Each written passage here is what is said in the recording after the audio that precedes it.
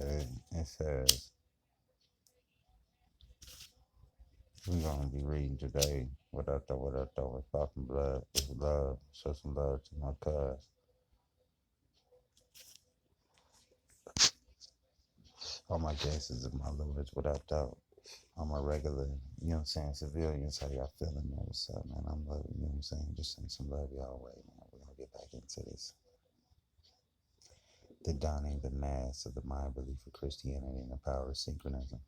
The conquest of the Mayan people, the Spanish conquistadors, was long and a bloody affair, beginning with the arrival of Francisco de Montejo in 1527 as the Father Diego de Landana, the the provincial and Franciscan order during the period recounted in the report of an invading Spain dealt with the Mayan people harshly.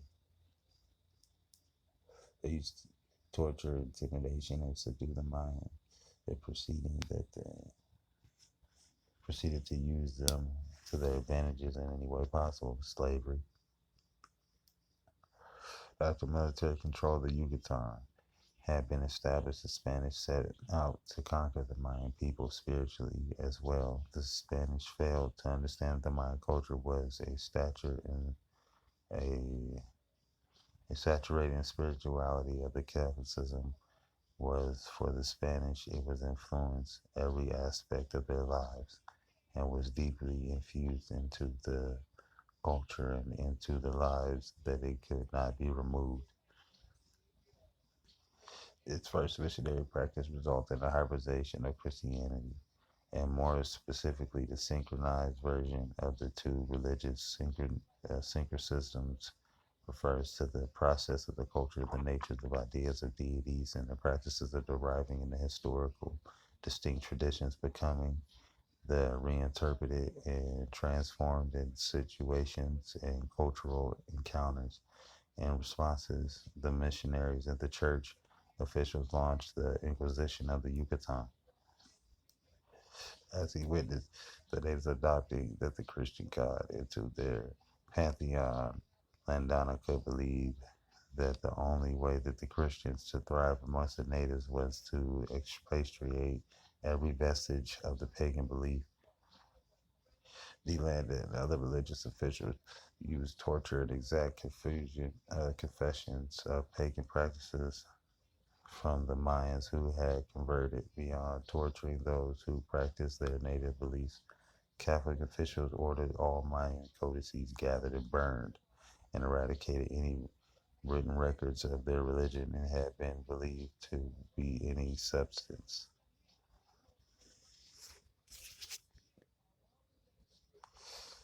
Pre-colonial Mayan culture survived. Spared missions to destroy the indigenous way of life to replace it with the civilized European one. And yet, 500 years after the conquest, Mayan spirituality not only existed but thrived. How did the belief system make it through the Spanish invaders? Forced conversion of the Mayans, the antithesis and the crossover between the native religion and Christianity, the forms of the synchronistic belief that the systems of the Mayan people and the Christianity, the form practice of the day. The debate among the scholars today is how the synchronism function in the Mayan society. Does the syncretism show the rudimentary understanding but the ultimately accepted the Christianity, or does it show how the Mayans repackaged the religion to appease their captors who ultimately preserved the spirituality? Essentially, debates ask whether the Mayan religion were replaced or preserved through syncretism.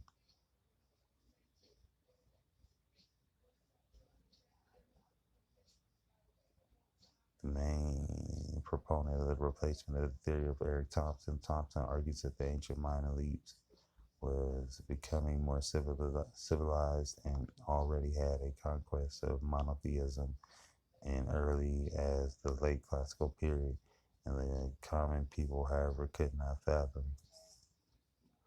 considering the vast pantheon of deities who single divine being. because of the upper echelon of the Mayan society had the concept of monotheism centered on a god known as Itzamna. Thomas argued that they more easily and fully accepted the principles of Christianity's ideas of syncretism would help preserve their religious ideals does not fit with the picture of the Thompson painting of the Mayan histories and religion.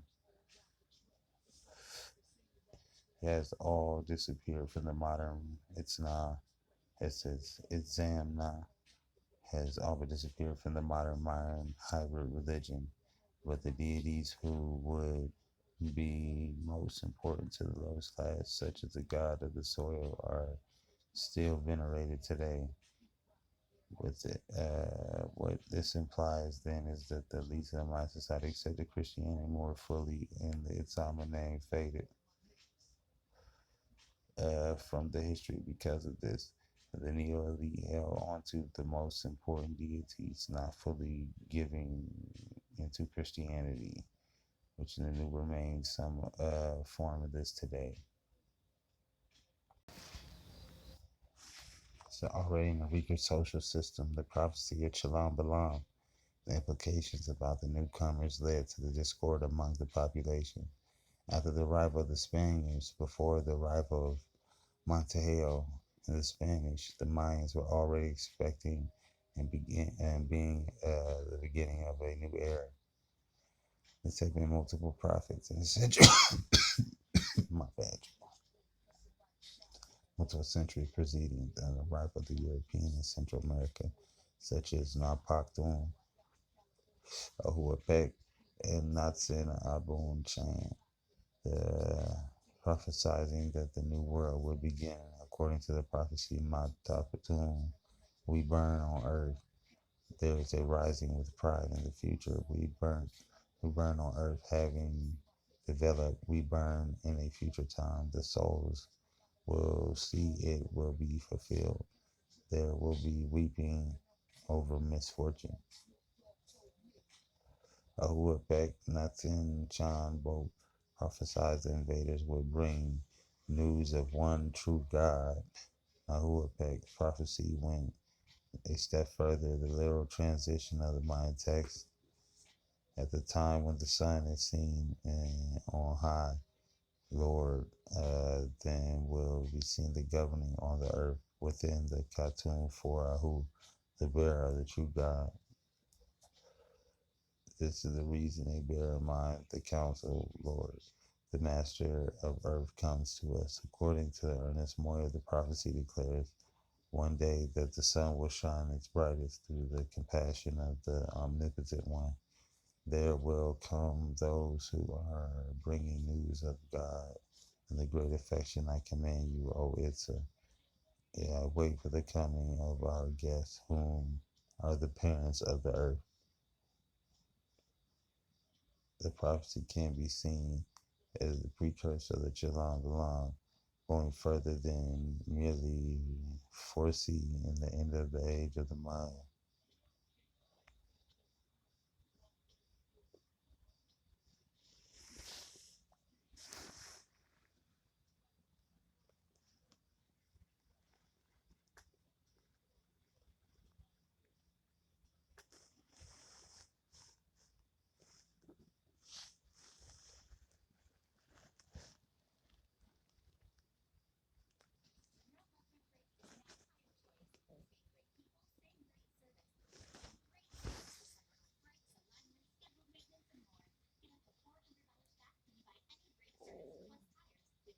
Okay, the prophecy can be seen as the precursor to Chalam Balam, no further merely. Okay, we read that.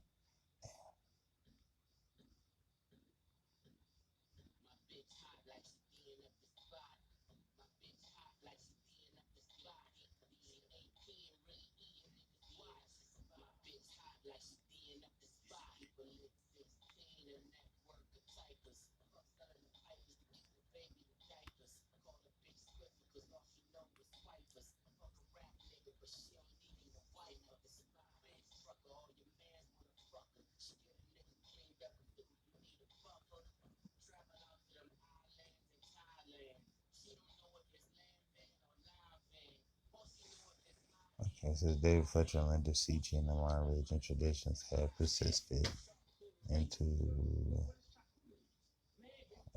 modernity despite the trauma of the Spanish conquest. Fidel Sache believed that the way of the Mayan spirituality was to endure the conquest despite the attempt of the completely eradicate the native religion. It incorporated some of the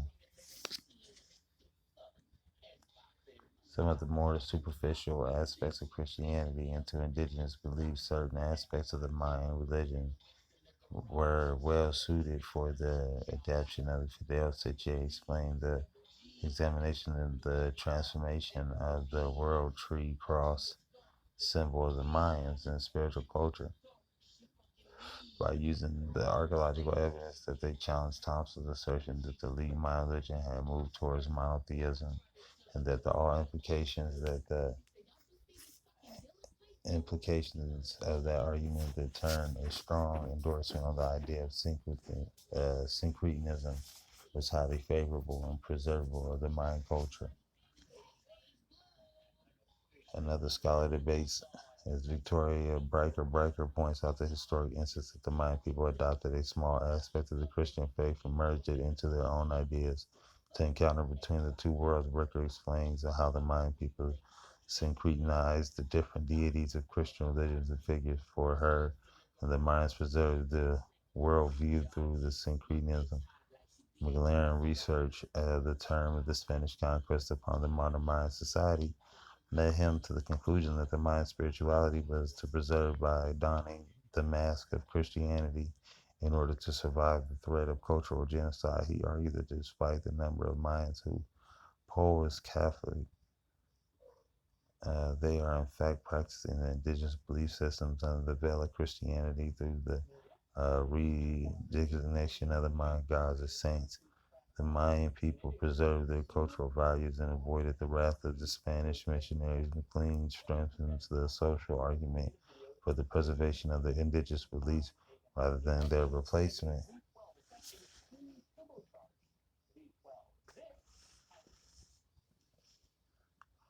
Okay, Monroe S. Edmondson also led his strength to the argument. He concluded that despite the Christian symbols, the saints and the prayers of the Mayans did not convert so much as they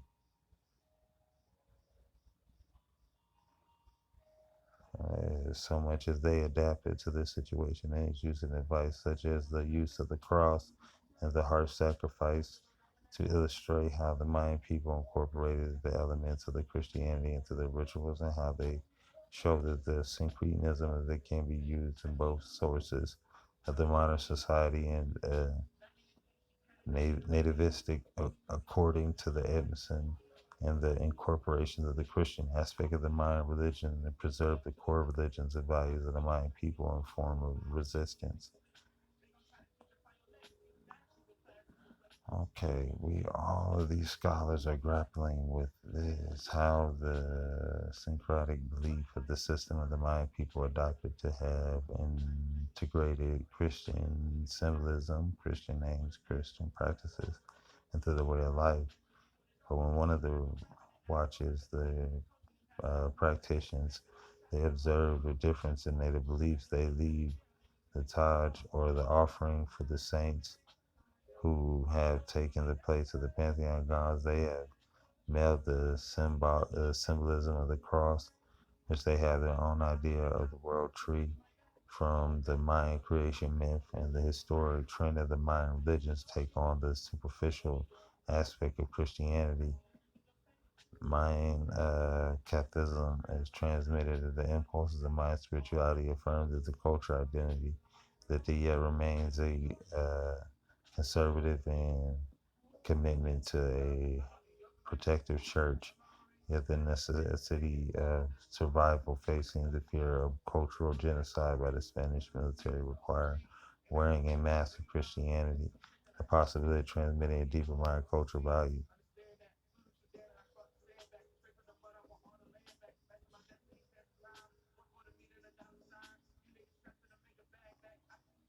Some I really want to read out of here. I want to get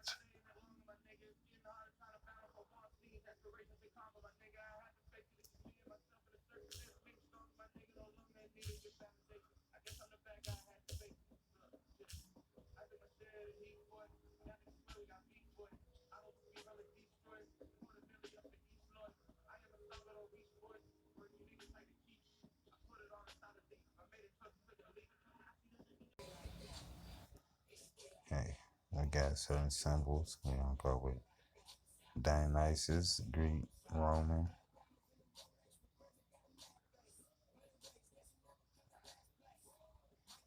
Isis. You got Quetzalcoatl on the cross. To be Mayan, they love that word Aztec. They just throw that around like there's not previous cultures like the Olmec. Summer solstice, so they like to say it represents. It's very similar, not because one is necessarily stolen from another, but because they are based on the personified astrological, this common solar, lunar, planetary, stellar themes.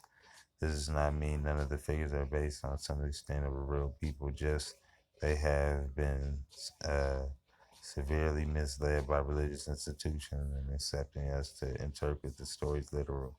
Or often they are not, but a metaphor is written in the soul of religious and never inherently sinister nor good. It is what is. As we manipulate soulless stories and the histories of other people are forced or fed to supposedly literal factual accounts, and that is a real crime.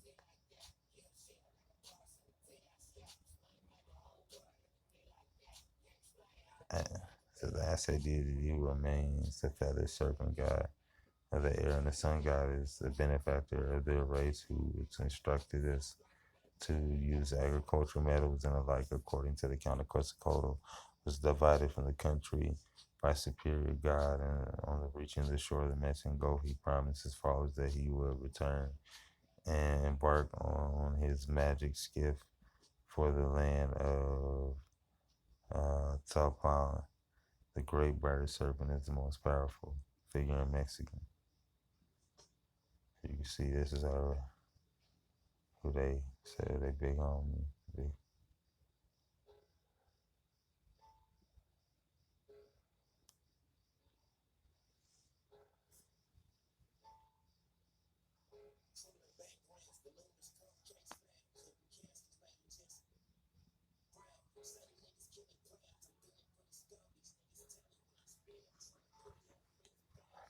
As you can see right here, what's in my man's hand.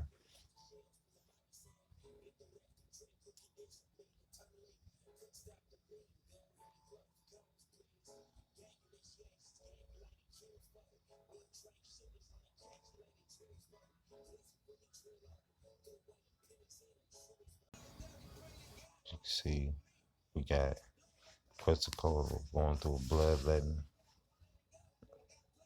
little ceremony he was doing, trying to cut his skin, sacrifice a little bit of himself.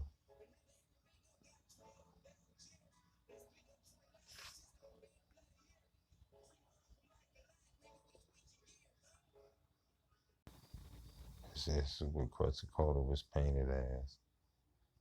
But this is who Cortez came back looking like. White Jesus.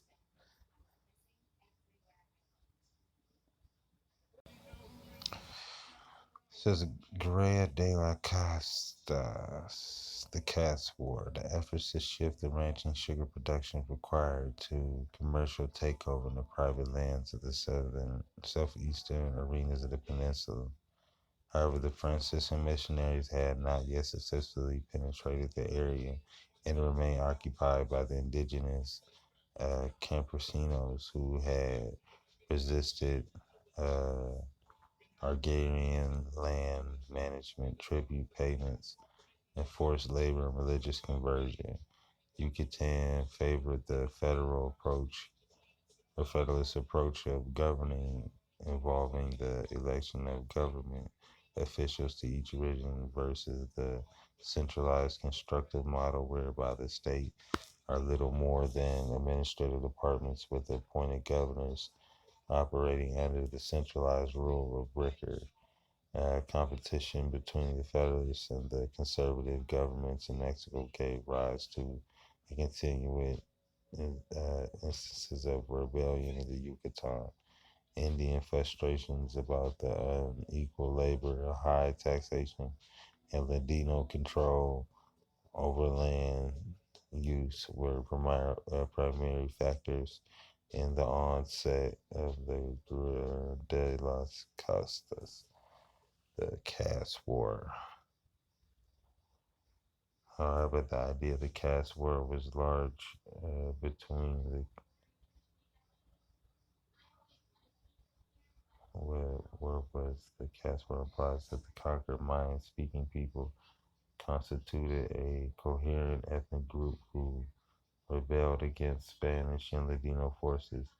Actually, the caste war was not carried out solely along ethnic lines. The ethnic designation could even be understood as valid social classifications. Anthropological analysts indicated that the discrepancies in our understanding that applies to civil uprising and the question of designation as a caste war, although in reality the dissolution of the class and distinction were likely responsible for the onset of the war. After Mexican independence, the population of Yucatan was divided into Ladino settlers, also known as white Creoles, mestizos, or Venizos, or Indios, indigenous Mayan-speaking people who occupied the area when the Spanish arrival. Even groups had specific rights and duties, but the Indios were forced to pay the highest taxes and dues in churches. The caste war and uprising began deep in the heart of the Yucatan in the village of Tsucoco. Uh, Tsuco. For the rebels proceeded on northwest course, sacking communities without apparent regard for ethnic affiliation. Both Spaniard and village people were killed. Members of the rebel army came from the community of Texacoco, Vamas, Expeldes, Ochox, Tichu, Polak, and Chuchuhab.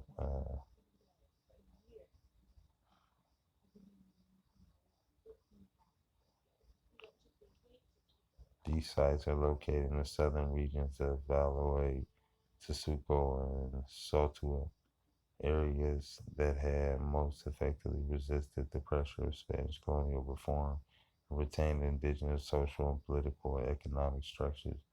But the time rebelled reached Merida in 1848 and faced resistance from the indigenous people who opposing opposed the revolution as they had long been involved with the management of haciendas and Shishio Parker. And because 19th century, the Yucateca society was relatively mixed, and the leaders of the so-called Indian uprising were actually mestizos. They initially used the basic binary categories of social organization, Españols versus Indios, became hazy over a time, and constant contact between the segment of the population increased the economic and political and religious personal reasons. In the review of the colonialism of the caste war, the first instance where I noticed mestizo being used to refer to indigenous population, possibly setting the stage for the contemporary replacement of the label Maya, which is termed mestizo, just as popular a representation of the Maya today do not necessarily reflect the experience of the local indigenous people. A similar discrepancy existed between the Spanish representation of the indigenous self-understanding during the colonial period, and as we have seen, the divergence of the expressed through the uh, repeated instances of rebellion and the Spanish takeover. To make matters worse, the Ladino enemies were receiving help from Cuba, New Orleans, and Veracruz, and informally in the form of artillery, rifles, food, and money. This support was abroad, strengthened the Ladino army, and likely caused rebels to retreat southward without achieving control over Merida. In another instance of rebellion, 1869, the residents of Tosozil Township in the highland of Chiapas murdered three Ladino priests, attacking several Ladino settlers, and besieged the Ladino city of Cristobal de Casas. Ladinos referred to the uprising as the Cuscat Rebellion, where the Mayas understand these events as a part of a religious revelation moment called the War of the St. Rose, which began in 1847. Bricker. The exact reason that the forces retreated from Merida in 1848 are not clear. The death of the charismatic leader of the Justinco Pact, Cecilio Chi, meant that the rebellion was to come and reduced. As so, it was in 1850 that the headquarters were established in the eastern uh, Quintaroon and Felipe Cirillo Porter resides a small cenote known as Chan Santana Cruz. Little Holy Cross became a member of a new syncretic religion movement that had a member of all the cenote. Sham Santana Cruz followed the religious cult that are known as the Cusa Maya, a mixture of Spanish words cross the Mayan language indicators for plural. Uh, the movement began with the discovery of a small carving of a cross found in a mahogany tree at the cenote in Felipe Carlo Porto. The symbol was then transformed into a wooden cross that began speaking to his followers, acting as a conduit for the word of God, bringing together the indigenous visions of the cross and the symbol of the world tree, the axis of the creation, with the understanding about the divinity of the Christian cross.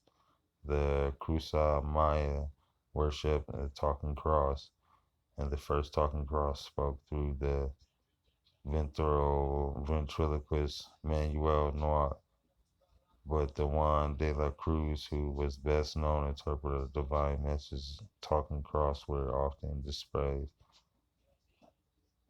in Mayan Huplis. This representation of the cross clearly demonstrates a layering of symbolic meaning embodied by the taking of the cross figure.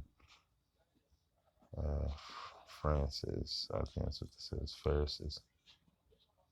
The formation of the talking cross by indigenous people being forced into the Christianity representing the indigenous religious syncretism established the continuation of customary ideology and the guise of Christianity. Although the Spanish assumed that the talking cross was the base of a Christian symbol, that the cross had been a central Mayan understanding of the cosmos since the ancient time. The religious cult and the emergence of the surrounding of the talking cross preserved the collective memory of the Mayan past while providing the following legitimately articulate the means of the resisting the doctrine of the Christianity imposed by the Franciscan friars. Talking crosses illustrated that the persistence of the ancient symbol into colonial Mayan existence, demonstrating how the practical reenactments of the historical knowledge of the myth are used by the Mayan to ain't that about a bitch.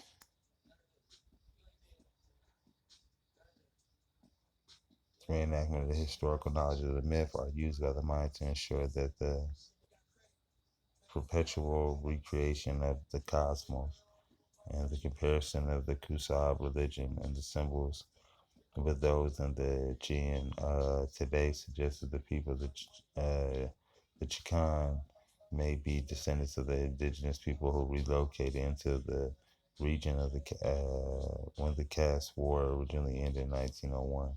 The Mexican general Angasio Bravo attacked Chan Santa Cruz and renamed it Felipe Carrillo Puerto, the community of Chichen was founded this time 1902.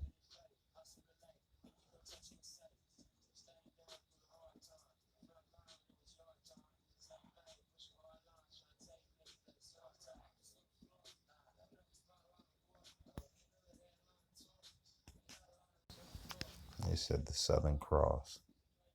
It says the Milky Way, but you know what I'm saying. It's also a way to find here.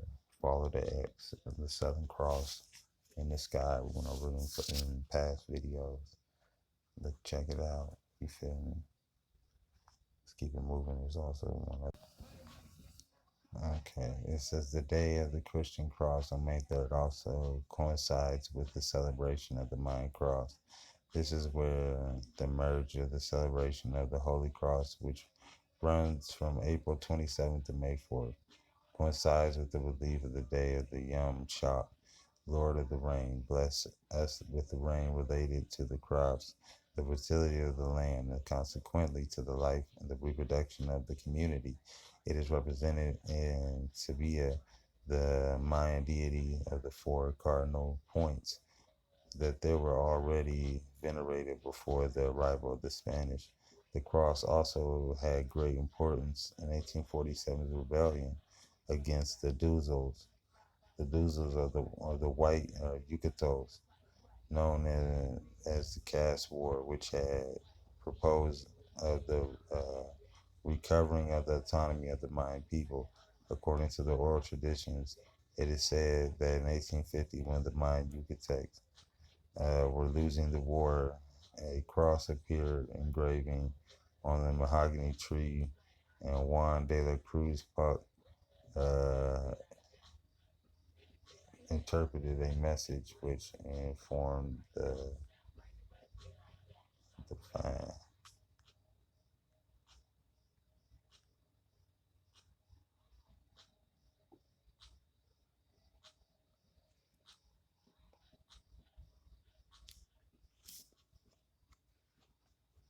Okay, it says that producers, according to Mayan people, according to the oral tradition, 1850, when the Mayan Yucatecs were losing. Okay, and the earth advised to protect the Mayan or the Masawala. During the Caste War, many Box or Black Mayans were shipped to Cuba and states throughout the U.S. South, i.e., the port of New Orleans. You will find more Black Indian tribes on the second line of the homecoming.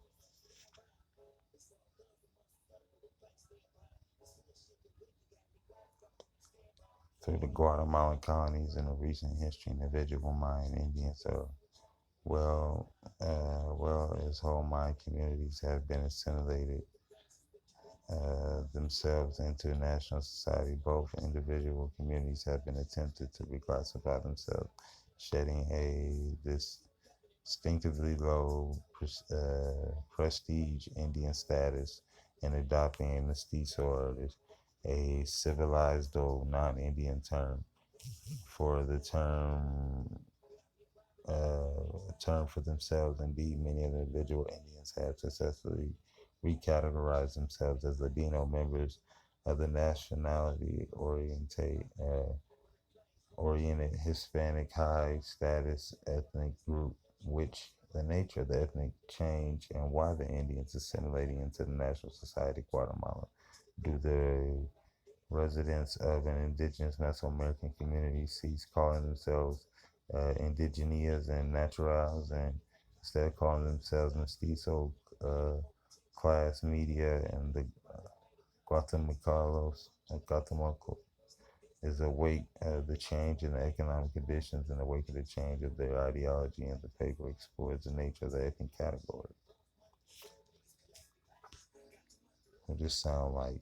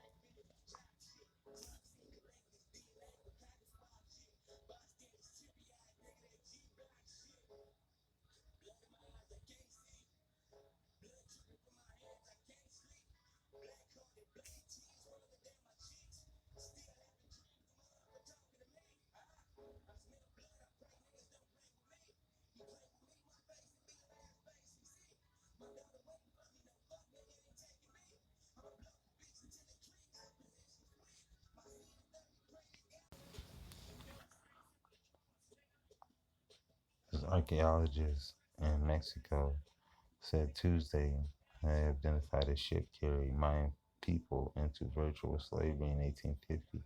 The first time such a ship has been found, the wreck of Cuban-based paddle wheel steamboats was found in 2017, but wasn't identified until researchers from the National Institute of Anthropology and the History checked contemporary documents and found the evidence of the ship La Union.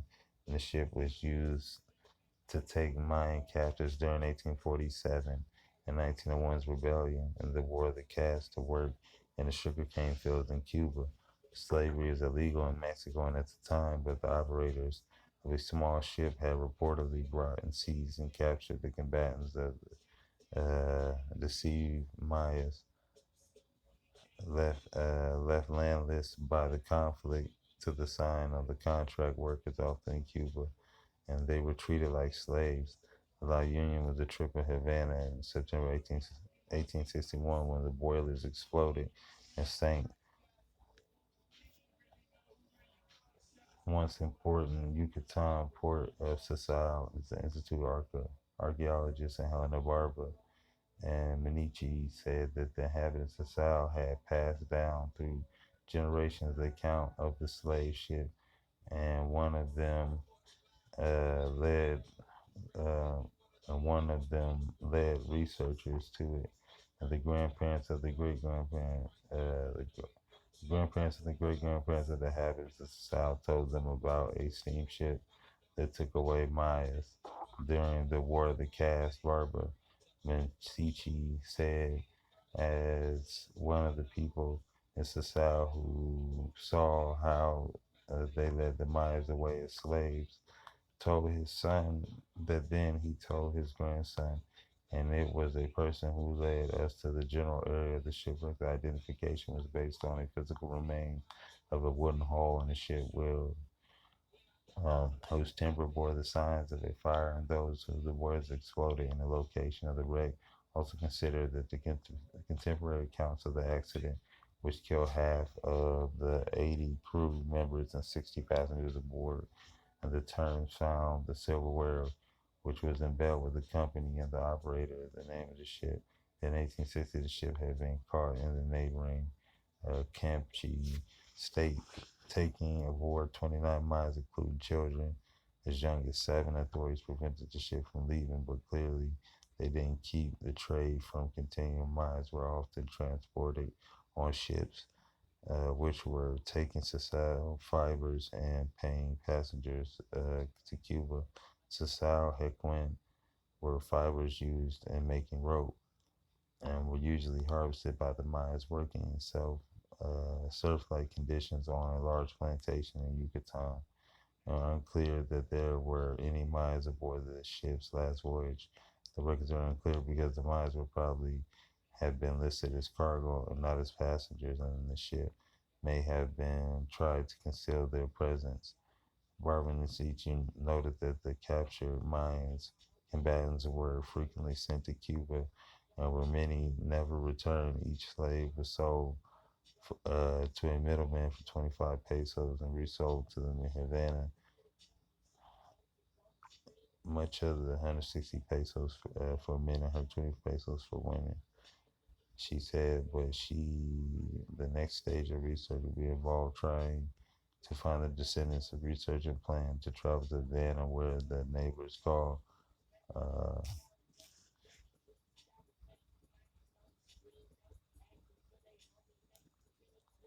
we back into that Guatemala region that these people.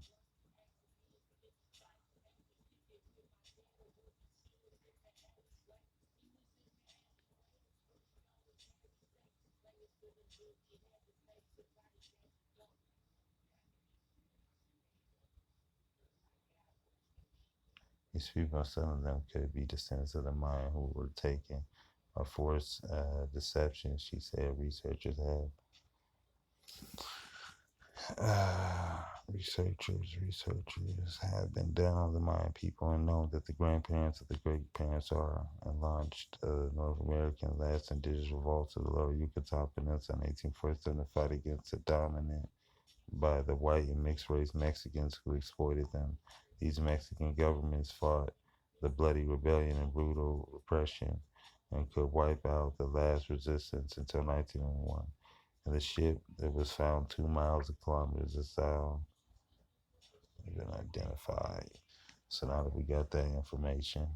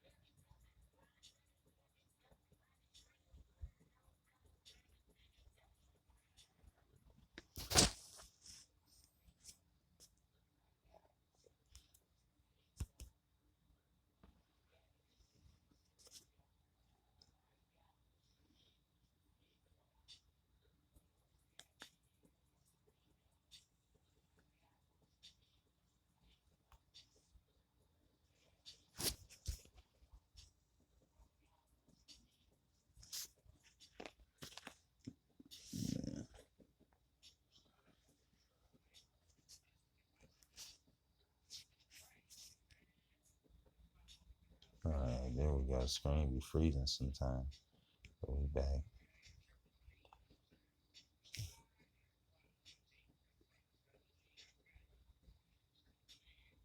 All right, we'll finish reading this and then we'll get back into the videos with the ladies. 1847, the rebellion of the Zulus in the Yucatec's known as the Caste War, which in the purpose of recovering the anatomy of the mind, of the autonomy of the Mayan people, according to the oral tradition. They said in 1815, when the Mayan Yucatecs were losing the war and the cross appeared. Yeah, we read that.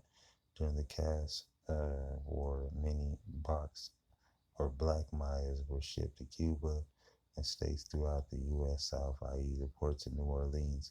You will find more black Indian tribes in the second line of the homecoming celebration of the Mardi Gras than any other place in the Americas.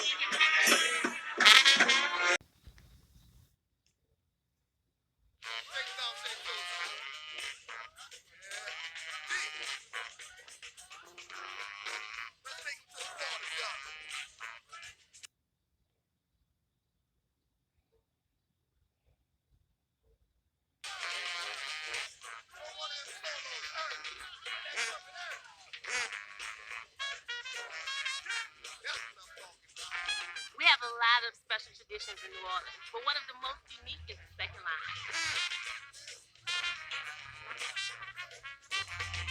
What separates the second line from any other parade is you get to participate. Up front, you have the parade group and a band. That's the first line. Back behind, that's where you come in. Friends, neighbors, anybody watching the parade can follow along. That's the second line. The only requirement is that you put a little strut in your step. Second line season runs almost year-round with neighborhood clubs like the Pigeon Town Steppers parading on weekends from August to June. You can also catch them at some of New Orleans' fabulous festivals like Jazz in the Park and Jazz Fest.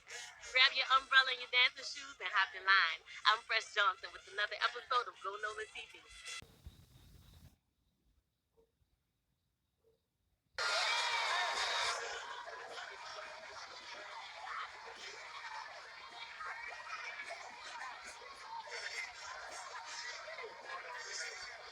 It was a cold day in late November in uptown New Orleans as the city mourned and celebrated the legend Soldier Slim with one of the biggest second line gatherings the city has ever seen. BG, along with what appeared to be the entire Magnolia Project, as well as people from around the city and many people from around the world, came out in support of Slim and all played their part in seeing him off in the proper manner. Man, you know what's the deal, bro.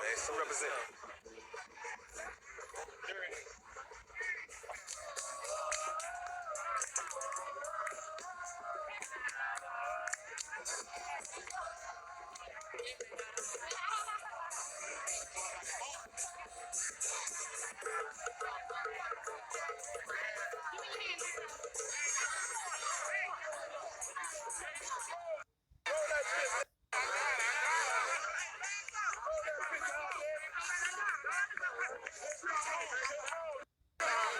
Soldier Slim representation. Going to his final destination. Still don't stop. You know what I'm saying? Real indicator, that's what she said. Being in Atlanta, Georgia, being New Orleans, LA, and don't play. And if we're going to represent for, shit don't stop. Get ahead, bust quick. Real up. You know what I'm saying? I want to say rest in peace, Soldier Slim. You know what I'm saying? That do a whole lot, bro. About him, everything. Thugging, drugging, everything. Second line, man, for Soldier Slim. Okay. Like this? Yeah, it's a t-shirt. Two Slim was gonna Let me get them shirts, man. That's how we rockin', man. Yeah, man, Soldier. New Orleans, Tupac, killed the same. For the 25, you know what I'm saying? Rest in peace, Soldier Slim. You know we all got love for you. From the CTC all the way to Nightwalk, you show love for me. Yeah. R.I.P. Soldier Slim. You really will be missed by Black Eye. We remember when you let us open up your show and nobody had faith in females rapping. You heard me, you kept it real. We gon' keep it real with Cut all the man. Much love from Black Eye. Check this out, Soldier. Check out the show. Yeah, represent. For a lot of people that ain't from New Orleans that don't know what's going on, they see all this out here. What is this? What we having for Soldier? It's the second line. We celebrate. Slim going to new life.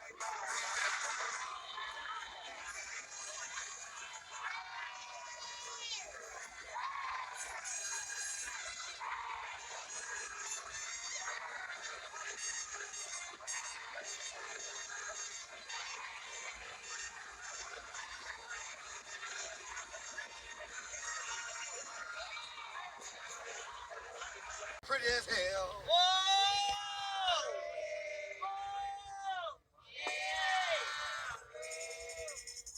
My name is Taj Williams. I mask with the Wild Magnolias and I'm the second queen. So how has it been being the second queen and how has Mardi Gras Day been? So far it's a little bit cold, but I'm just trying to shake the weather. It's been great. The spirit out here is amazing. The people really enjoy it, and that's really why I do this, for the people, because they enjoy it and I enjoy seeing their faces when they see us. Last time I masked, I was a flag girl. So that's actually a really big step up from being a flag girl to being a second queen. That's a huge step. Today